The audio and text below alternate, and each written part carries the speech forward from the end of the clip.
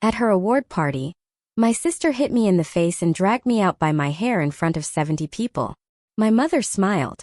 No one moved. One phone call later, their whole world fell apart.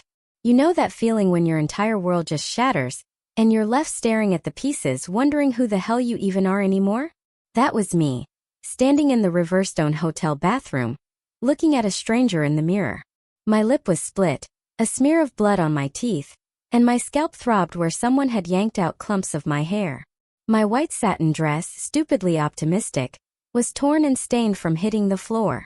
That harsh overhead light just made it all worse, sharper, realer.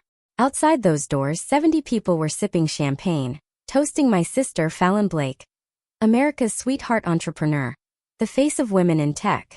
And apparently, someone who punches her little sister in front of a room full of investors and friends like it's part of the show. And they just stood there. Most of them anyway. Except my mom, who just smiled. And one woman who actually had the gall to whisper, "I think she deserved it." But to understand that moment, we need to rewind a little. Because honestly, I never wanted to be there.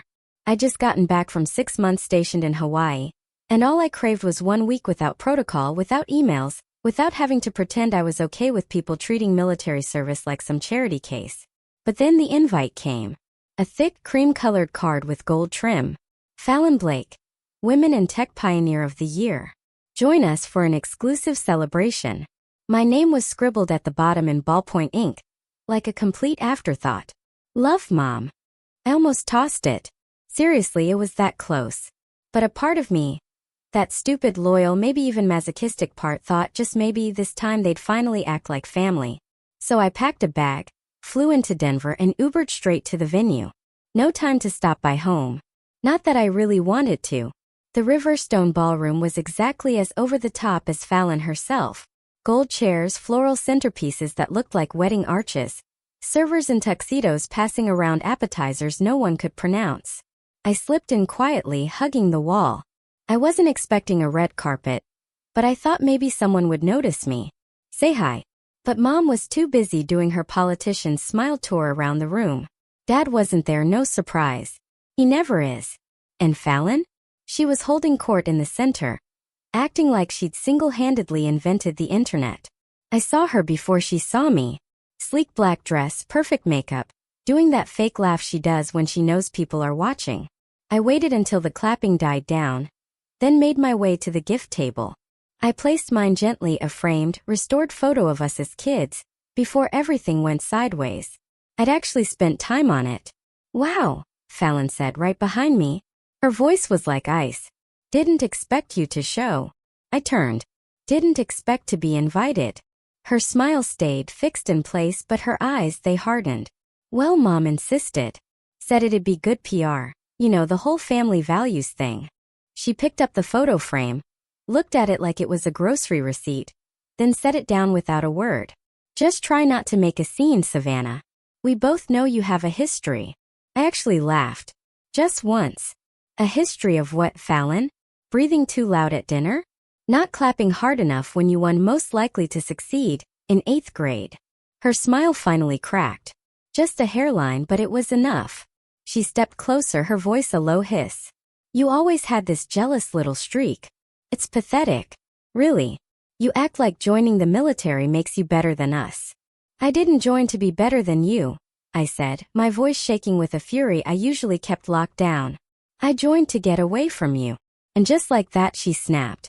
1 second she was standing there all composure. The next, her hand shot forward and cracked across my face with a force that made the whole damn room fall silent. Before I could even process the sting, she grabbed my hair, yanked, and started dragging me toward the double doors.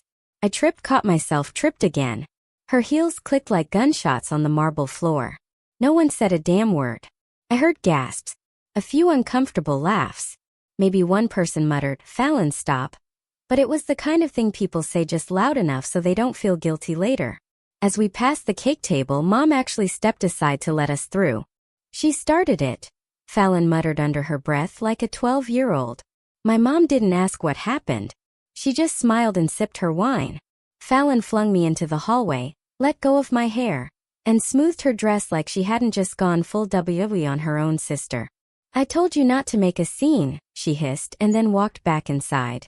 I sat on the floor for a second, stunned, humiliated, then stood up, still shaky, and pushed open the door to the women's room. That's where I was now. Cold tile, harsh overhead light, lip bleeding. My heart wasn't broken, it was just done. I rinsed my mouth, wiped the blood, and stared at the woman in the mirror. Still in uniform in a way. Still trained. Still standing. My hand shook as I pulled out my phone. I actually thought about deleting her contact. But then I didn't. I tapped the name Miles. And just like that, it rang. My boots echoed against the sidewalk as I walked away. Blood still wet on my lip. Hair plastered to my face where sweat and tears had mixed.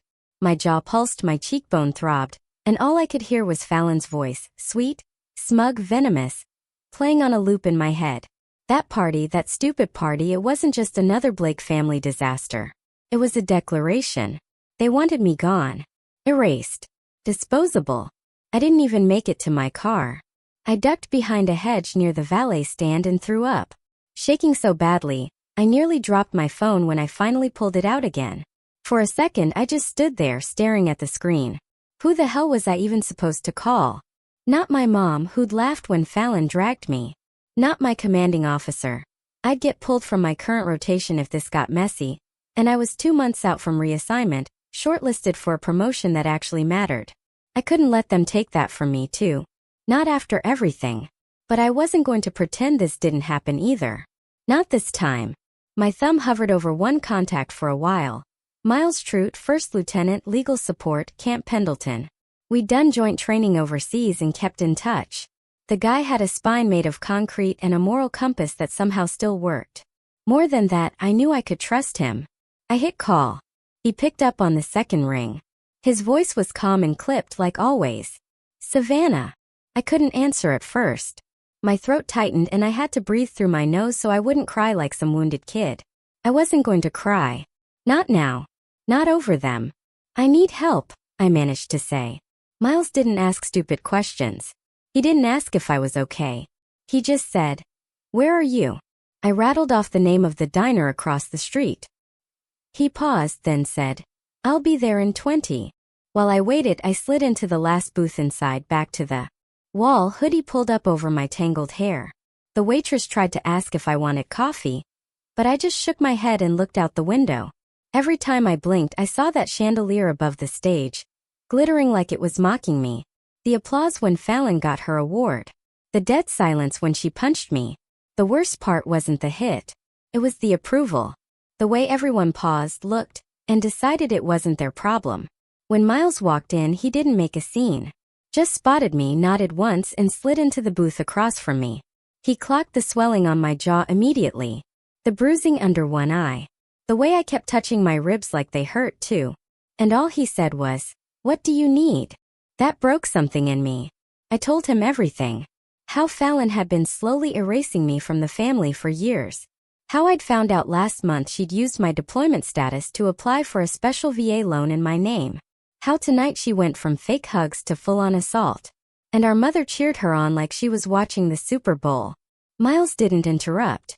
He just listened, jaw locked, knuckles white against the edge of the table. When I finally went quiet, he said, "You have proof." I nodded slowly. "I've got a folder back in my apartment. Paperwork. Some emails she forwarded by mistake. She listed me as a co-founder on her tech startup application, even though I've never touched a damn thing in that company." Miles leaned in. "Okay. First, we get that stuff documented. Second, you talk to someone who knows how to chase money. Someone who can track exactly what she did with your name and where your info ended up." "I don't want this to go away," I said, my voice low and fierce. "I don't want a quiet settlement or a public apology. I want her out of my life. I want the whole damn thing exposed." "Good," he said, not missing a beat. "Because I know exactly who we're calling next." He tapped his phone, typed something, then looked back at me. Dante Sutter. Former IRS investigator turned financial bloodhound. Guy tracks fraud the way Marines track targets. I worked with him on a JAG case 2 years ago. If she's been laundering anything under your name, or screwing around with military financial benefits, he'll find it. End quote. I pressed the ice pack he'd brought me against my cheek, breathing deep through my nose. You sure about this? He asked quietly. Are you?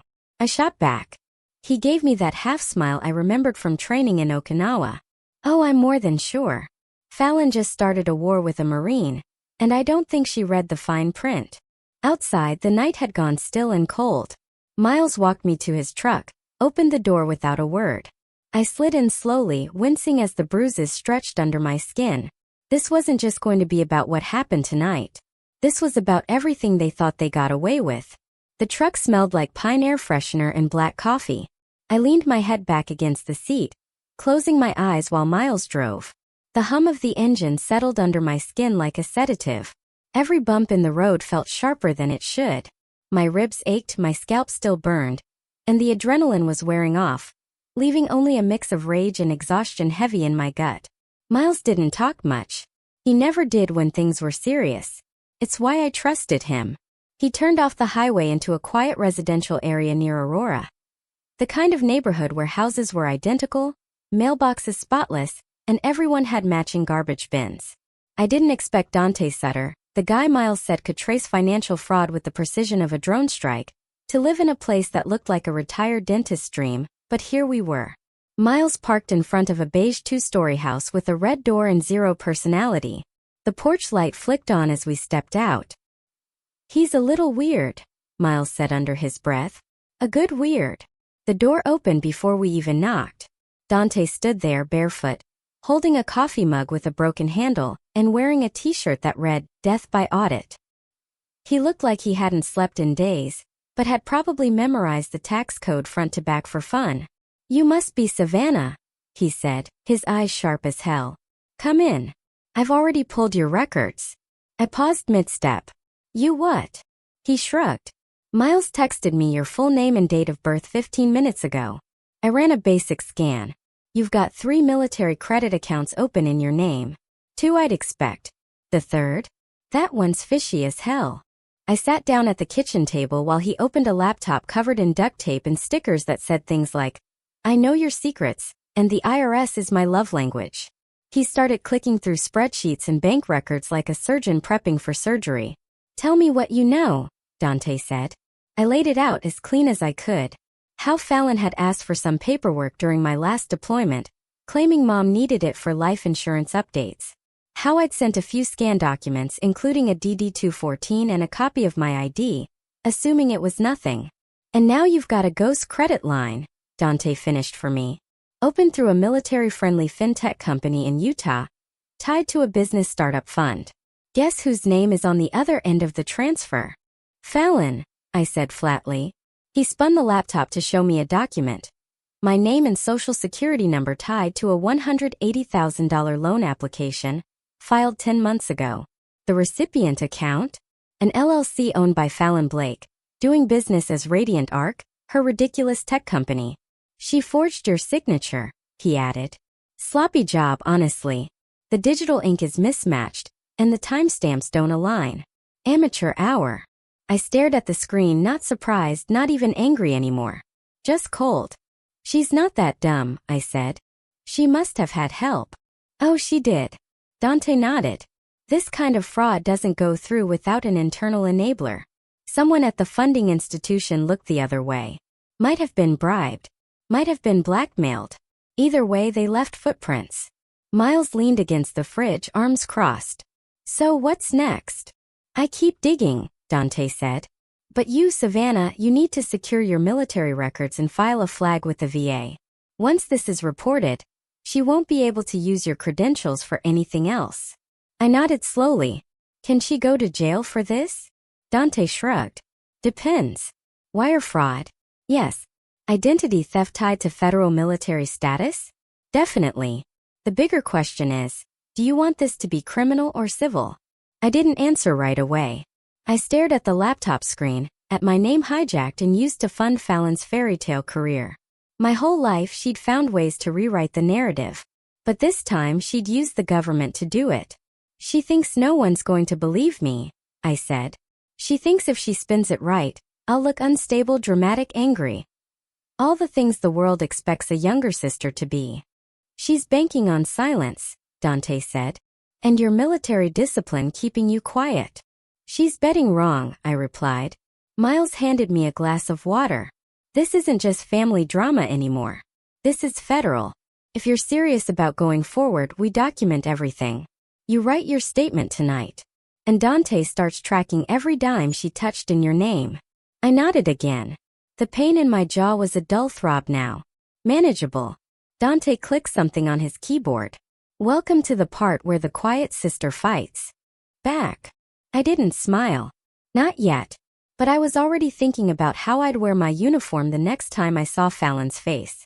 I spent the rest of the night at Miles's place, sitting on the floor in sweatpants and a hoodie, surrounded by open folders and sticky notes like I was back in basic training, prepping for a tactical op. Except this time the target wasn't overseas. She was my sister. And the mission wasn't combat. It was exposure. Miles had cleared his dining table, turning it into a makeshift evidence board. He was sorting printed emails while I tried to piece together every interaction I'd had with Fallon over the last 2 years. Dates, phone calls, times she asked for simple favors. Anything that felt off in hindsight. We weren't close, so that list was mercifully short, but even a short list in this case came with heavy weight. I held up a printed email from Fallon. Subject: Hey, quick thing.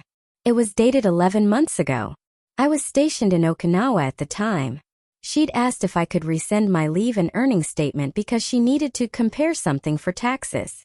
I remembered glancing at it for 2 seconds before forwarding it over mid-mission, without thinking. That tiny click had just opened a $100,000 door under my name. You weren't just tricked, Miles said, glancing at the header. You were operationally targeted. She timed this while you were out of country. Oh, she waited until I couldn't ask questions, I muttered. She counted on me being too distracted, too obedient to look twice. Dante FaceTimed in around 1:30 a.m. from his basement, surrounded by 2 monitors and 3 empty Red Bull cans. You guys still awake? He said like he didn't already know. He shared his screen. A spreadsheet popped up, color-coded like it was a science fair project. Only instead of data sets and conclusions, it was my name tied to money I never touched. So, he began, stretching his neck. Here's the real kicker. She didn't just borrow your identity to get the loan. She used it as a security blanket for her investors. She told 2 angel funders she had military backing and showed them your credentials to build credibility. She straight up used your record as marketing. I blinked. She sold me as part of her brand? Worse, he said. She commodified your service. There's a pitch deck in a Google Drive I found through her assistant's email. It's got a slide that says, and I quote, "Built by women, backed by Marines." Miles looked like he was about to choke. That's not just disgusting. That's stolen valor. I set the folder down and stood up. I needed air. She hadn't just punched me in the face. She'd wrapped herself in my uniform while doing it. Outside, the air was cold and dry. I stood barefoot in the backyard, staring at Miles's old grill like it might give me answers. I could hear them still talking inside, low voices, legal terms, financial lingo. It all felt like static. There was no playbook for this. No field guide. Just instincts. I remembered Fallon's face at the party. Polished, practiced, manufactured. And for the first time I saw what everyone else saw. Not a sister. A brand. She didn't see me as family. She saw me as a tool, a costume, a useful piece of government-issued legitimacy. And she thought I wouldn't figure it out. Back inside, I grabbed a notepad and started writing. I listed every piece of documentation we had so far. The forged loan, the false veteran-backed claim, the stolen financial identity, the public assault, the family's silent complicity. I wasn't just a victim of her fraud. I was being erased by her narrative. One version of this story had already been told, her version. Clean, inspiring, successful. But there was another version. Mine. Dante emailed over a digital folder titled OPF_phone for Stage 1. Inside were 6 documents I needed to submit to begin the civilian and military investigation processes. Whistleblower affidavit, identity protection claims, evidence chain forms. All of it pre-filled and templated. All I had to do was sign and forward. Miles handed me a pen without saying anything. I signed every form like I was marking a target. This doesn't guarantee anything, he warned. It'll take time. It'll be messy. And once this hits the system, Fallon's not going to play nice anymore. She already didn't, I said. This just makes it official. He nodded. Then toss me a USB. That's your backup drive. Dante's encrypted it with everything we've got so far. Don't lose it. Got it. Got it, I said. Miles turned off the kitchen light and started cleaning up the paperwork. I sat in the dark for a while, listening to the buzz of the refrigerator and the soft click of the ceiling fan. I wasn't tired, but my body was crashing. I knew what came next wasn't going to be easy, but it didn't have to be. Just had to be right. By morning I had 4 unread emails from Dante, a sore jaw, and exactly 0 hours of sleep. Miles was already up, in uniform, coffee in hand, like he hadn't spent the last 10 hours knee-deep in identity theft and family betrayal. He handed me a mug and nodded toward the laptop on the counter. She's up early, he said. I opened the link he sent. Fallon had posted a selfie from her car. Full glam, fake casual, with a caption that read, "Grateful for strong women who never let drama slow them down. Eyes on the mission." It had 2,000 likes and a comment from my mom. "Proud of you, baby girl. Keep shining." I didn't even feel anger at that point. Just calculation.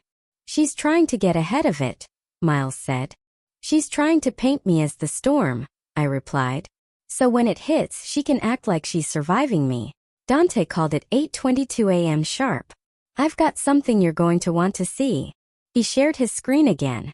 This time it was a bank ledger.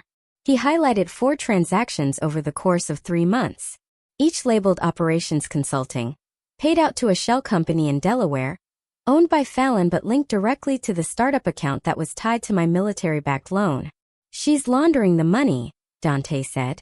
She's moving it through fake vendors, then cashing it out personally. It's classic small-scale fraud. Looks like nothing, but legally it's devastating. He clicked another tab. A document appeared. A list of grant applications Fallon had submitted for veteran-owned business incentives. All of them cited her co-founder with military credentials. Me. I sat back in my chair. So, she's not just using my name to get loans. She's getting grants, awards, press coverage, and keynote invitations. Dante added. She's booked for the Women in Federal Innovation Conference next month.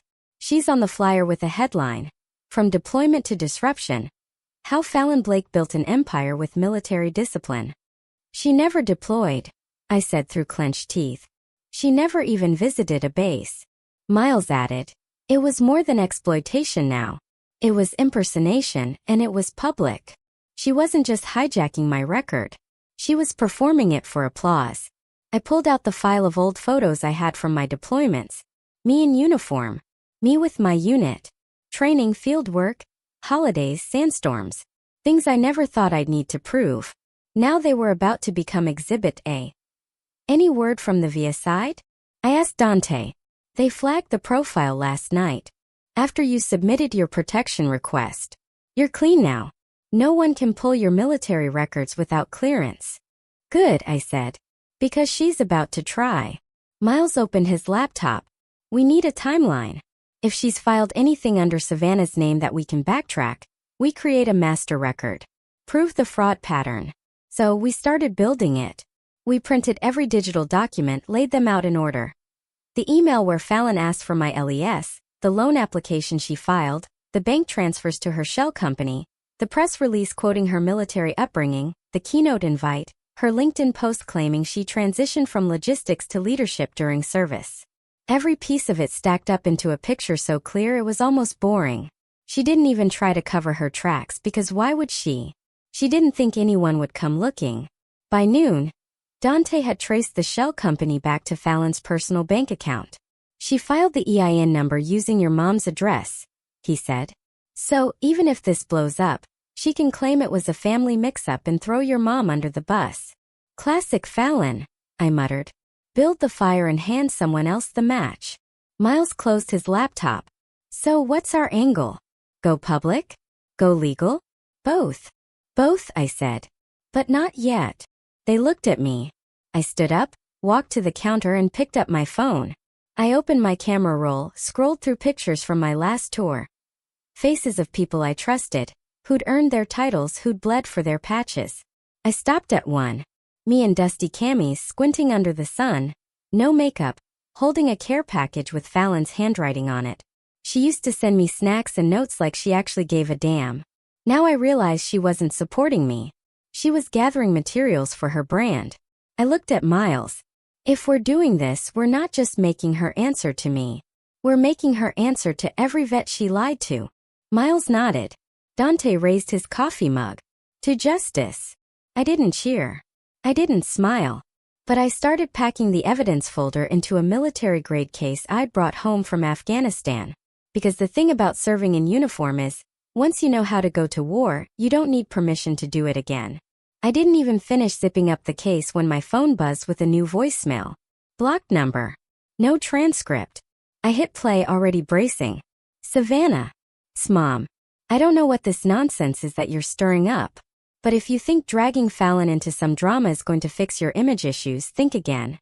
She's doing real work and she doesn't need this kind of stress. Whatever you're upset about, just handle it quietly, like adults do. Don't embarrass the family. No, hello. No. Are you okay? Not even a mention of Fallon dragging me out of a party by my hair. I deleted the message without responding. She's not stupid, I told Miles, who was across the kitchen reviewing the folder. She's covering herself in polite threats now. She's also panicking, he said. This is the part where they realize they don't control the story anymore. Miles had a dry way of putting things which I appreciated. Kept me from spiraling. We spent the rest of the morning consolidating what Dante had sent. Phone records, social media captures, transaction receipts, and most importantly, Fallon's forged digital signature.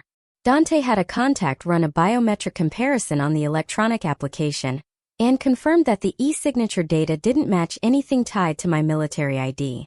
It was a copy-paste job. They'd even compared the rhythm of the stylus strokes. Cheap, lazy, desperate. She didn't just borrow your identity, Dante said.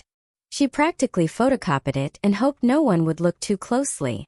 It felt surreal how casual it all sounded, like we were planning a home renovation, not taking apart someone's criminal operation built on blood relation and tech conferences. Miles looked up from the documents. We should talk to someone on her team. Someone inside. She won't let anyone talk freely, I said. She controls people with money and optics. Everyone working for her is either under NDA or neck deep in her image. Then we find someone who left, he replied. Disgruntled, ghosted, fired. The one person who doesn't owe her anything anymore. Turns out that wasn't hard. A quick search pulled up a podcast episode from 6 months ago featuring Fallon's former head of operations, a woman named Clara Dwyer. She lasted 8 months at Radiant Arc before resigning abruptly. No press release, no handoff, nothing. She vanished from Fallon's public narrative like she never existed. But her LinkedIn bio said otherwise. Operational lead at Radiant Arkansas exited for ethical reasons. We messaged her anonymously through a burner account. She replied in 20 minutes. Meet me in person. I don't talk online about that woman. That woman. I liked her already. We met Clara at a neutral cafe halfway between Boulder and Denver. She wore a denim jacket, no makeup, and looked 10 years older than her actual age. The second she saw me, she blinked. You're the sister. The Marine. Unfortunately, I said, sliding into the booth. We need to talk. She listened, arms crossed, while I laid out what we'd found. How Fallon had used my military identity, faked loan applications, staged grant materials, and sold herself as a veteran-aligned startup founder. She used your face in 2 different pitch decks, Clara said. Did you know that? No, I replied. She called you her combat inspiration in one. Said she started the company while writing letters to you overseas. I laughed. I couldn't help it. She barely returned my texts. Clara pulled a flash drive from her bag and placed it on the table. This has every internal email thread I saved before I left. Contracts, edits to press kits. Even an early draft of her conference speech where she claimed your dad was a Navy SEAL. He sold insurance, I muttered. She told investors the startup was built on discipline, sacrifice, and battlefield insights. She built it on lies and stolen valor, Miles said. But now we have someone who saw it from the inside. Clara sipped her coffee and leaned forward. You want to take her down? I didn't flinch. I want her off my name. Then you're going to need more than digital receipts and bruises, she said. You need a witness on paper. You need someone to say, I was there and this is what she did. I swallowed. Clara paused, thinking. I'll sign it, she said. But if this gets loud, I'm not running PR. I lost too much time cleaning up her messes already. You won't have to, I said. This isn't her show anymore. Back at Miles's place, I scanned Clara's flash drive while Dante monitored traffic to Fallon's startup site. Interest was down. Engagement was slowing. The sharks were circling but quietly. She's not going to crash overnight, Dante warned. People like her know how to pivot. She's not pivoting, I said. She's spiraling. Big difference. I opened one of the pitch decks Clara had given us. On slide 7, there was a photo of Fallon and me at my basic training graduation. She'd photoshopped herself in uniform next to me, smiling. She used my moment, my work, my sweat, and dressed herself in it like a costume. I saved the image. Game on, I said. The first thing I did after reviewing Clara's files was book a domain name. valor-theft.com. It cost me $9 and gave me a place to post the truth, where no PR agency could spin it into a branding moment. The site was basic. Black text, white background, zero design. But that was the point. I uploaded the key documents. Fallon's fake loan application with my military ID, the forged veteran grant pitch, the email threads Clara had saved, and a side-by-side comparison of my real deployment history against Fallon's fabricated version. I added one sentence at the top. This is what it looks like when a civilian sister steals from a servicewoman and calls it empowerment. It went live at 1:07 p.m. By 1:35 it had 3,000 hits. By midnight it was trending on a Reddit thread titled, Tech Founder Fakes Military Ties for Clout. And then Fallon responded. Not directly, of course. She posted a story on Instagram. A black screen with white text. Jealousy is loud, truth is quiet. With the song Survivor playing underneath it. Subtle as a car crash. Dante called immediately. She's going into damage control. Miles sat down across from me, arms folded. You still sure you want to go loud? I wasn't quiet when I took an oath, I said. I'm not starting now. The next morning, Fallon's attorney sent me a cease and desist. It accused me of harassment, defamation, and unauthorized use of proprietary brand content. Miles read it twice, rolled his eyes, and emailed a 3-line response. Happy to comply once your client retracts all false military claims and returns every dollar fraudulently acquired. Until then, buckle up. I wanted to frame it. We expected silence after that. Instead, Fallon dropped her version of the story, an 8-minute YouTube video titled My Truth. It opened with soft piano music. Fallon in a gray turtleneck, hair loose, makeup barely there but very much there. She looked straight into the camera with watery eyes and said, I've always believed in women supporting women. That includes my sister Savannah, who has struggled with adjusting to life after service. It breaks my heart that she's chosen to lash out during a difficult time. I love her deeply, and I hope she gets the help she needs. I almost threw my laptop across the room. She's framing you as unstable, Miles muttered. Classic strategy. Shift the focus from what she did to how you're reacting. Even the damn piano music. I said, pacing. She's turning a felony into a Lifetime movie. Dante jumped in. We respond with data, not drama. Let her perform. We post receipts. So we posted them one by one.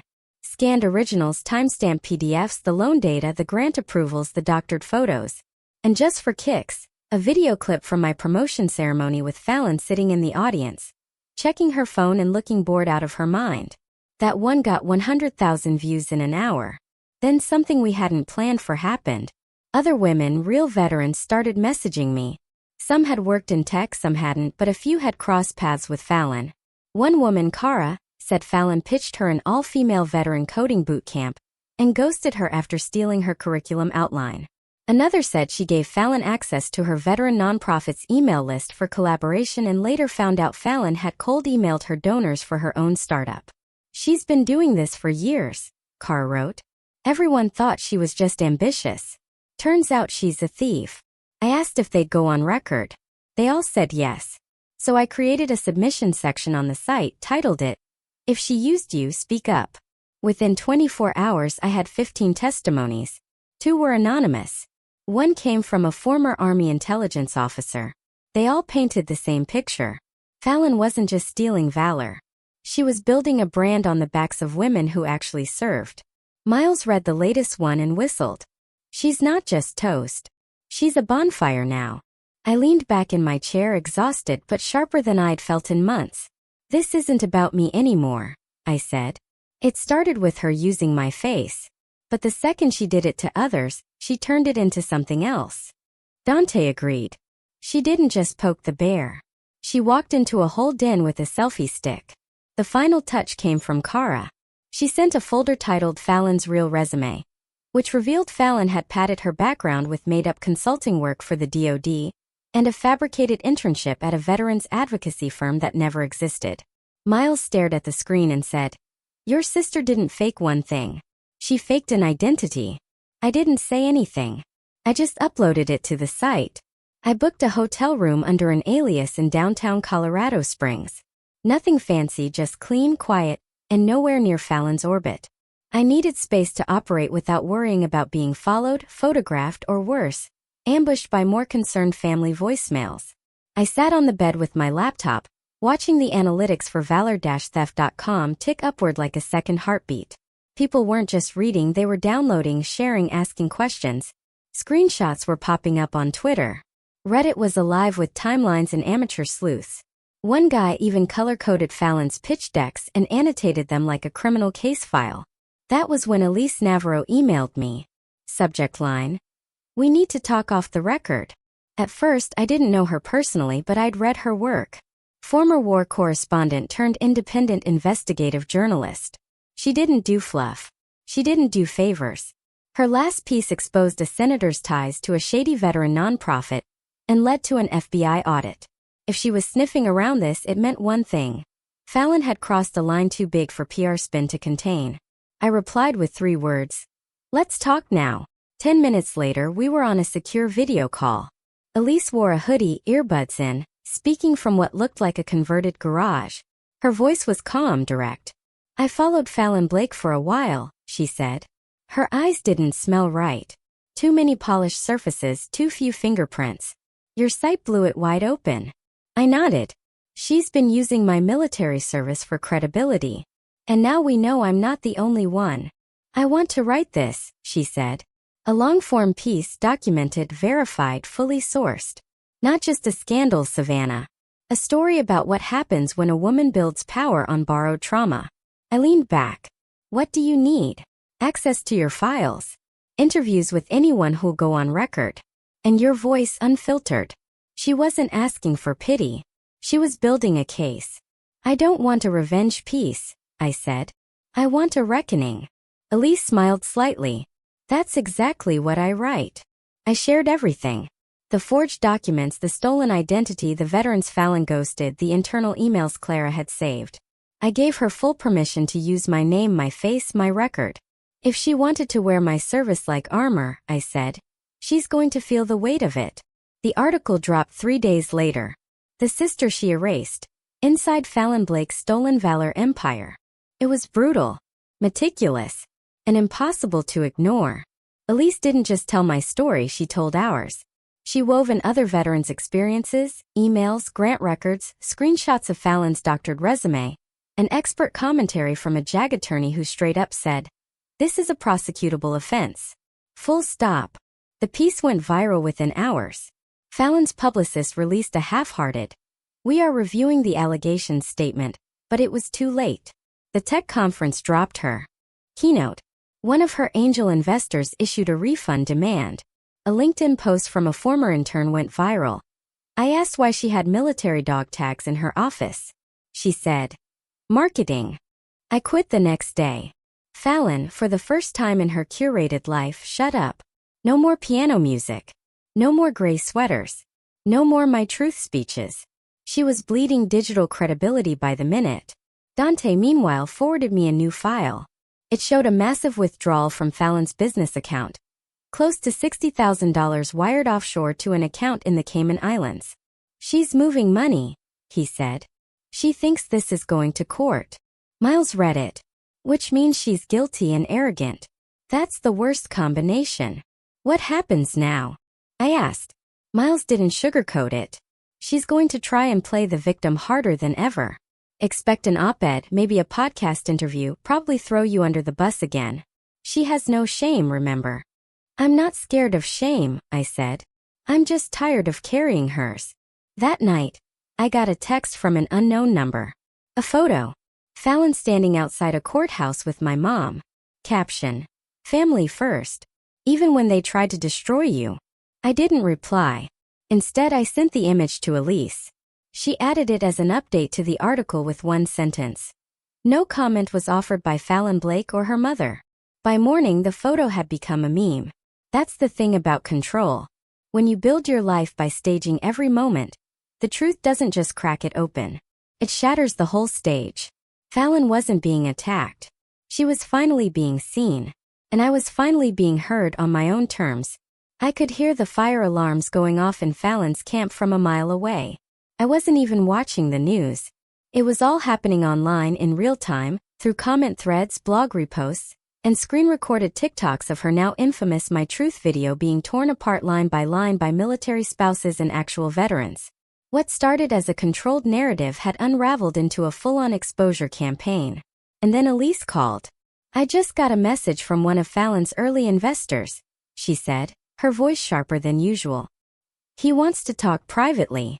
Off record for now. The investor's name was Gerald Miles, a low-profile but wealthy tech backer, known for dropping money on startups that looked socially progressive and female-forward. Fallon had been a trophy founder for him. Clean image, good teeth, storybook background. And now an unraveling mess. He wouldn't meet in public, so I flew out to a neutral space in Santa Fe with Elise. We sat in a corner booth of a half-empty tapas bar while Gerald, tan turtleneck, teeth too white, sipped mineral water and scanned the room like he was expecting spies. I don't want my name in your article, he said immediately. I just want you to understand that we were sold a story. No one forced you to believe it, Elise replied flatly. He winced.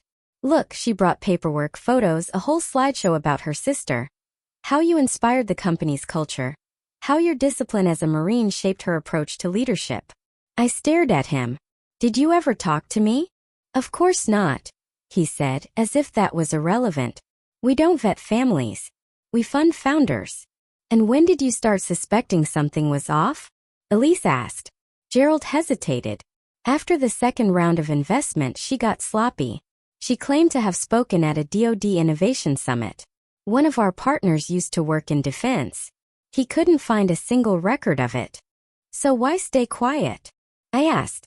He looked genuinely uncomfortable. We thought she'd clean it up. You have to understand, she was still a good investment. Until now, I didn't blink. You helped her build this. I didn't know, he said. You didn't ask to know. He didn't deny it. Before he left, he slid a small folder across the table. These are internal investor updates. She sent financials, board letters, claims about government partnerships. A lot of it probably falls under wire fraud if you can prove she knowingly lied. We can, I said. Back in the hotel, Elise and I spread out the documents on the floor. The more we read, the worse it got. Fallon had inflated user metrics, cited fake veteran advisors, and even claimed to have pending contracts with the Department of Homeland Security. All lies. All traceable. Elise pulled out her recorder again. She really thought you were going to stay quiet forever, huh? She forgot I was trained to handle conflict, I said. She mistook restraint for weakness. The next move came from Fallon's legal team. Predictable, arrogant, doomed. They filed a restraining order against me, citing emotional distress and online harassment. Problem was, they did it in the same Colorado district where Dante had already filed my identity fraud case. That meant court records became public, and suddenly every media outlet had access to the full story. Elise didn't even have to push it anymore. Major news channels picked it up. Marine exposes sister's fraudulent tech empire. It was the kind of headline you couldn't make up. Fallon's face was on the news, but not the way she wanted.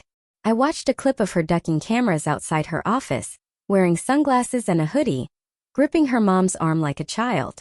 My mom, who once laughed while Fallon humiliated me in front of a crowd, now looked like she'd aged 10 years in a week. Dante called later that night. "She's cooked," he said. "IRS is sniffing. One of her shell companies flagged in an audit this week. If she doesn't settle, they'll press charges.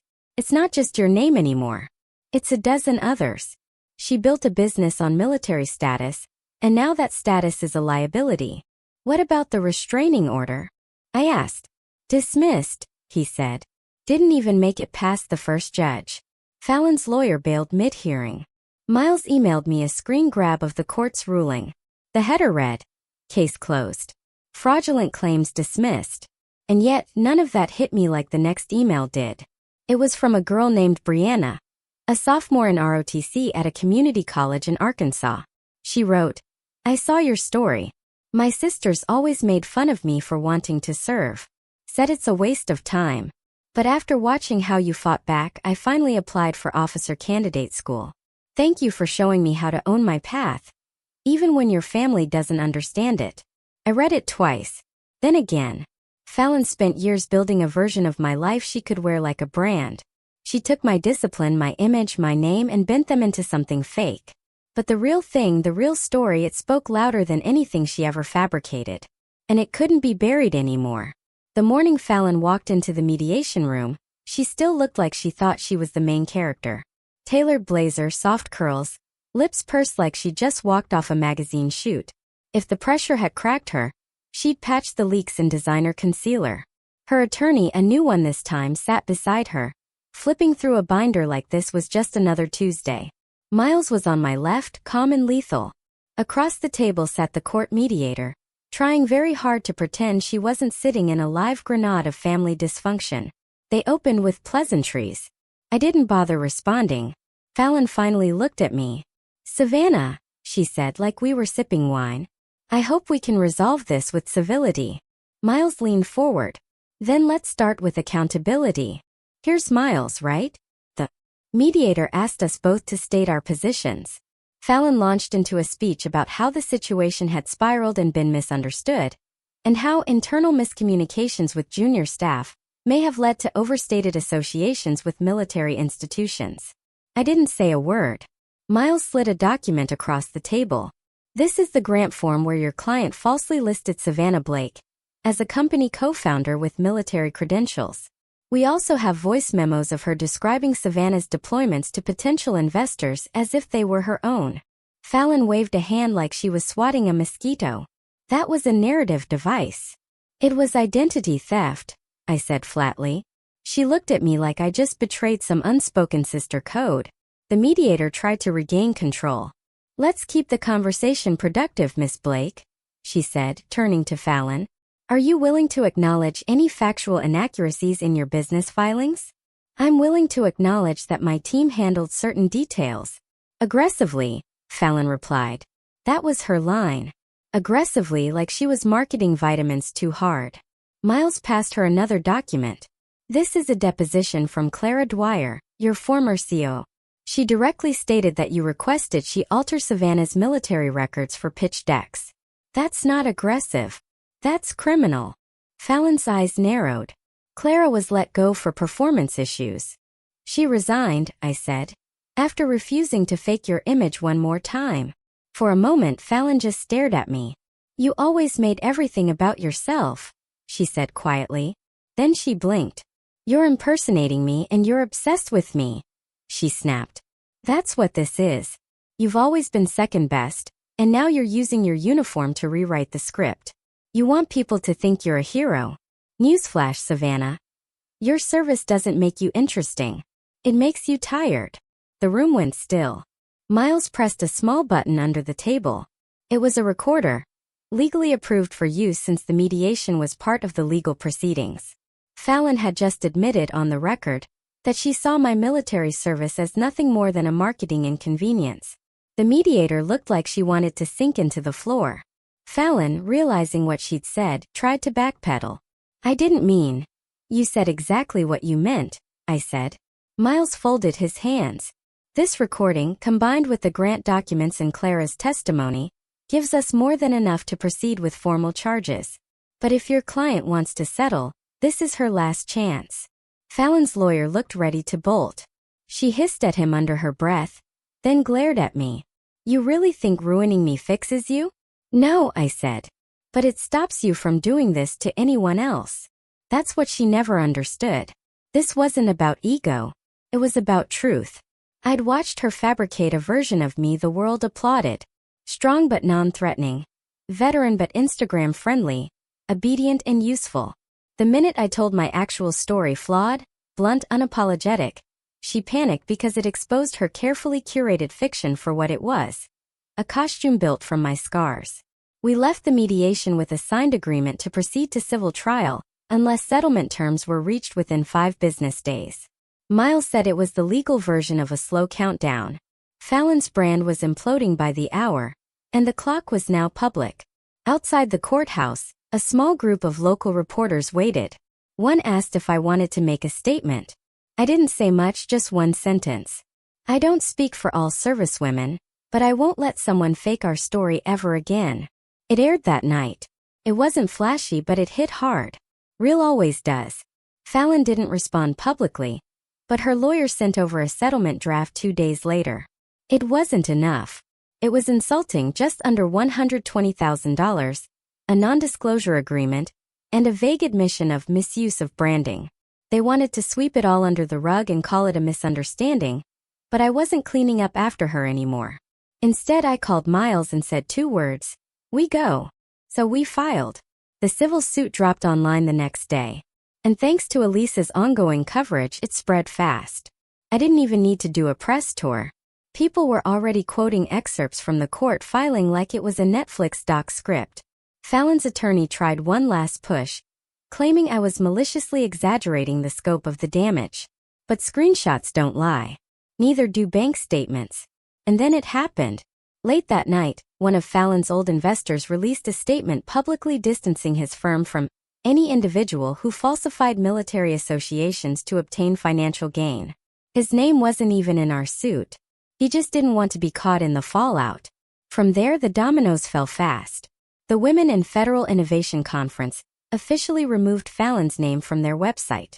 Her own company, Radiant Arc, locked their LinkedIn page. The co-founder she brought on for optics? He scrubbed her name from his resume. She wasn't just being canceled. She was being erased piece by piece like someone cleaning graffiti off a memorial wall. The same day, Fallon's glossy headshot disappeared from the advisory board of a military support nonprofit she donated to for years. Their new homepage banner read, "We honor authentic service, always." And yet, even after all that, the part that hit me hardest came in the form of an email from my mom. Subject line: "Can we please move on?" No greeting, no name, just this: "Savannah. I know things have gotten out of hand, but I'm asking you, please don't destroy your sister. We're family.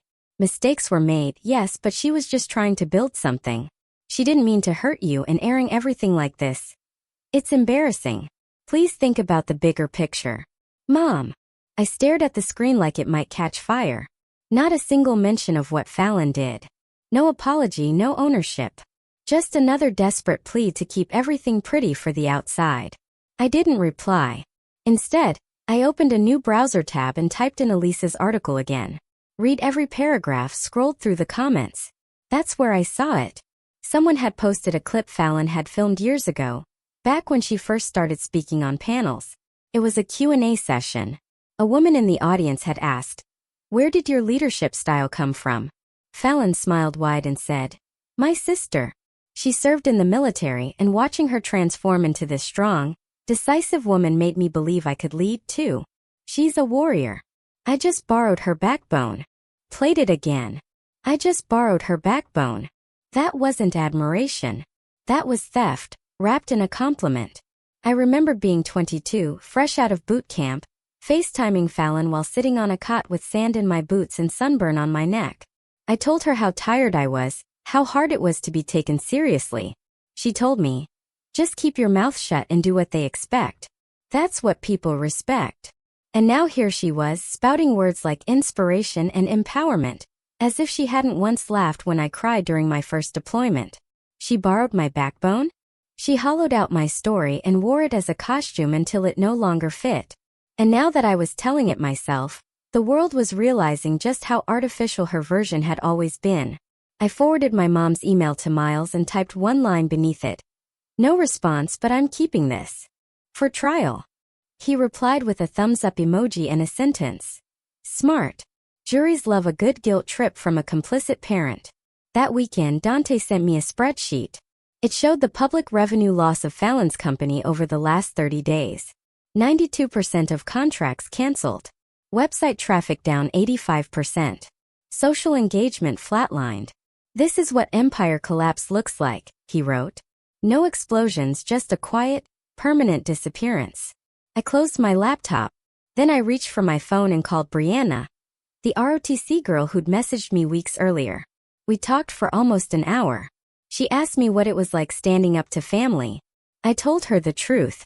It's lonely, I said. But being used is lonelier. I stood outside the courthouse with Miles and Dante, watching Fallon's legal team scramble in slow motion. They carried 3 briefcases and the kind of fake confidence you only see in people who know they're about to lose, but still have to put on a show. Fallon wasn't with them. She wasn't required to appear today, but I was, and I wanted to be here. The civil trial wasn't publicized the way her crash had been online. But the courtroom was packed anyway. Veteran students, 2 tech journalists I recognized, and even Clara sitting quietly in the back row with a pen and a notebook. Elise sat beside her. She wasn't covering this for a new article. She was here as a witness to the impact. The judge was a middle-aged woman with a military pin on her robe.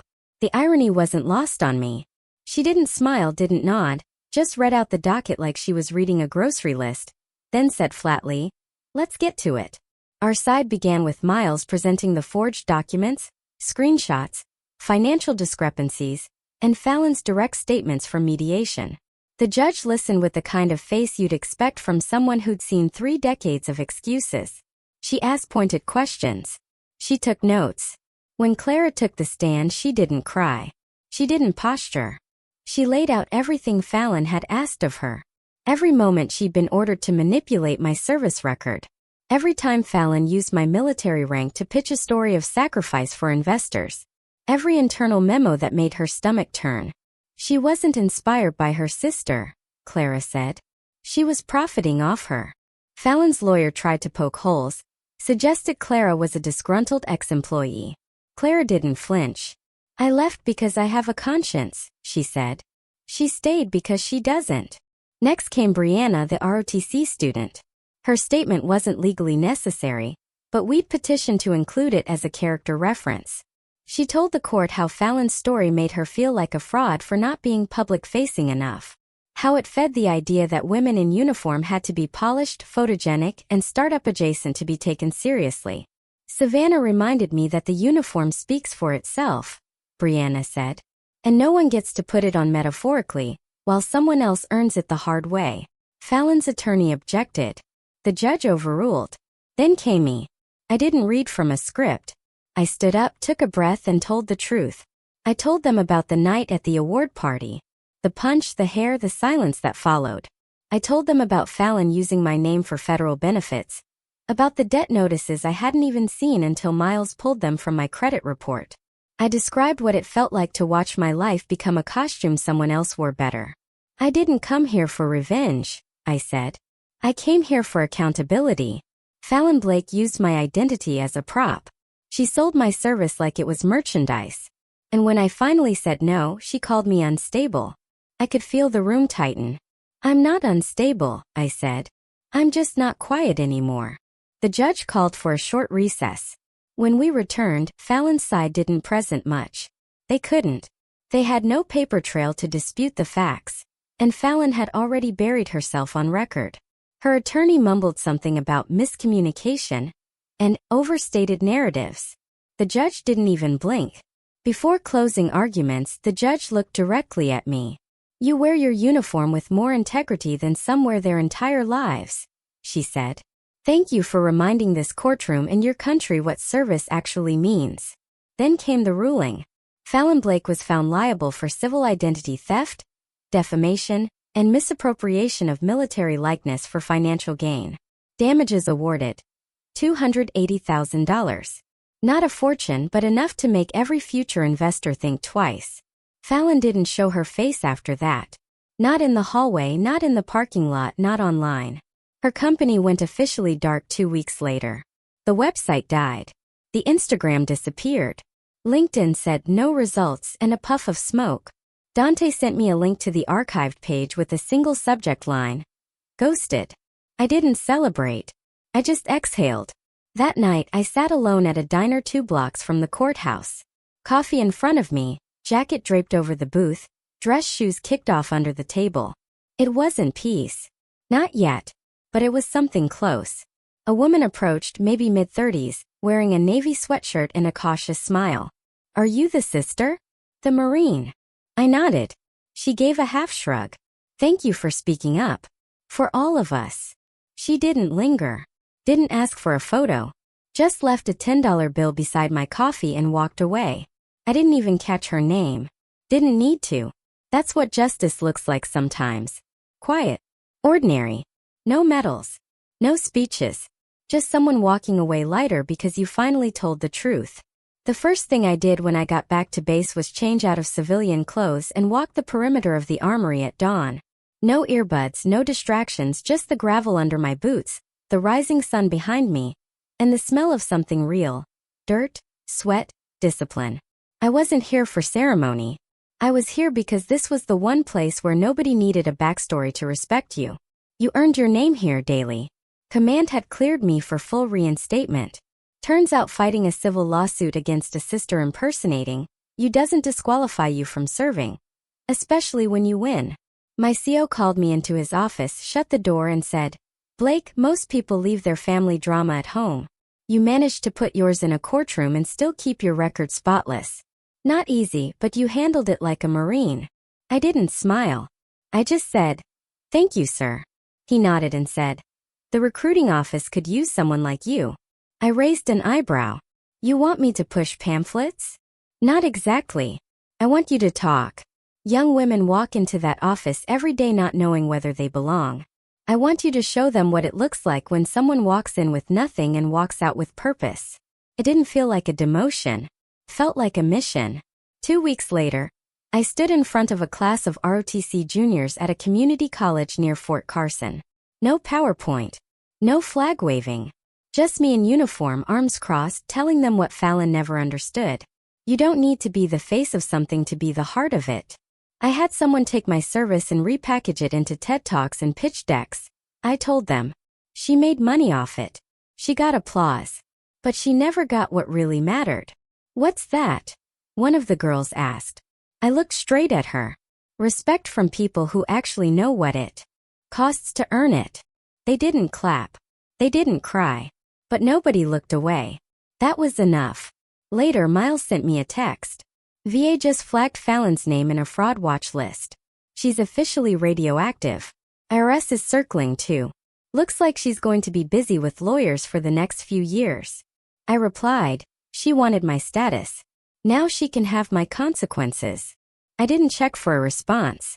I didn't need one. Clara emailed me a job offer. Some kind of advisory position for a new nonprofit supporting female vets transitioning to civilian careers. She said, we could use someone who knows what stolen valor actually looks like up close. I told her I'd think about it, not because I wasn't interested, but because I finally had the luxury of choosing. Fallon never did show her face again. She ghosted the world as fast as she tried to conquer it. Her name stopped trending. Her supporters got quieter. Some pretended they never knew her. Even Mom faded into radio silence, probably hoping I'd forget the part where she called my truth embarrassing. I didn't. But I didn't chase her either. Instead, I sat down and wrote something else. My own speech. Not a TED Talk, not a press conference, just a short story I sent into a small podcast that highlights real women in service. They read it aloud with no music, no edits, just my words and my voice saying, I used to think my sister stole something from me, my image, my story, my value. But she didn't. She only delayed it. She built a career off the illusion of strength while I was out earning the real thing. And the people who matter, they know the difference. It got shared more times than anything Fallon ever posted. Not because it was flashy, because it was real. One night, I walked into the mess hall and saw one of the younger recruits scrolling through her phone. She looked up and said, Sergeant Blake, that podcast. That was you, wasn't it? I just nodded. She nodded back. It made me call my dad. Told him I was done pretending I had to prove anything to anyone. He cried. I didn't know what to say to that, so I just patted her shoulder and moved on. That's what healing looks like sometimes.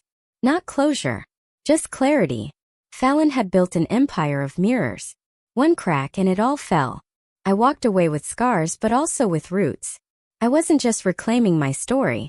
I was rewriting what it meant. And this time it was mine from start to finish. I never imagined I'd end up working at a recruiting station. When I first walked into one as a teenager, I was angry, broke, and looking for a way to get out of town. Now, over a decade later, I'm the one behind the desk. And kids walk in with the same look in their eyes that I used to have. Part fear, part hope, and not a clue who they'll be once the uniform is on. But this time, I meet them with more than pamphlets. I meet them with honesty.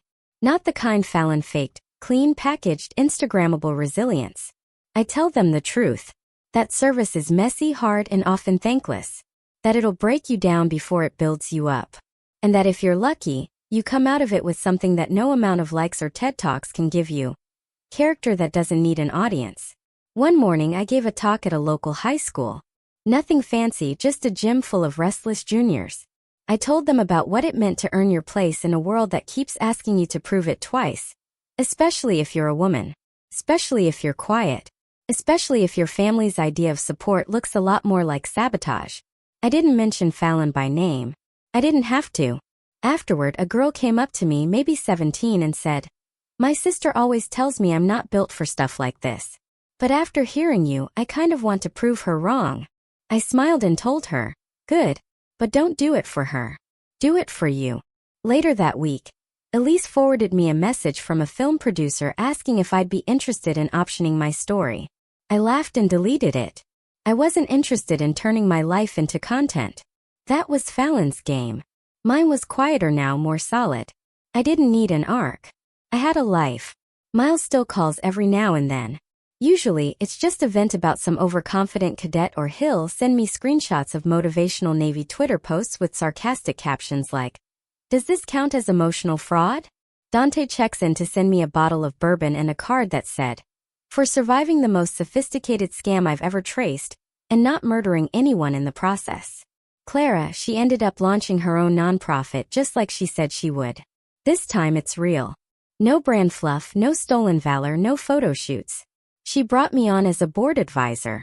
At our first meeting, she introduced me as the reason this place has a moral compass. I didn't say anything. I just nodded and thought, good. Let's keep it that way. One night I sat on my porch and pulled out the old family photo album. Not the digital kind. Real paper, sticky pages, faded ink. I found a picture of me and Fallon when we were kids. We were in Halloween costumes, me in a pirate hat, her in a princess dress, already striking a perfect pose for an imaginary camera. Even back then we were telling different stories. I didn't hate her. I didn't want her ruined.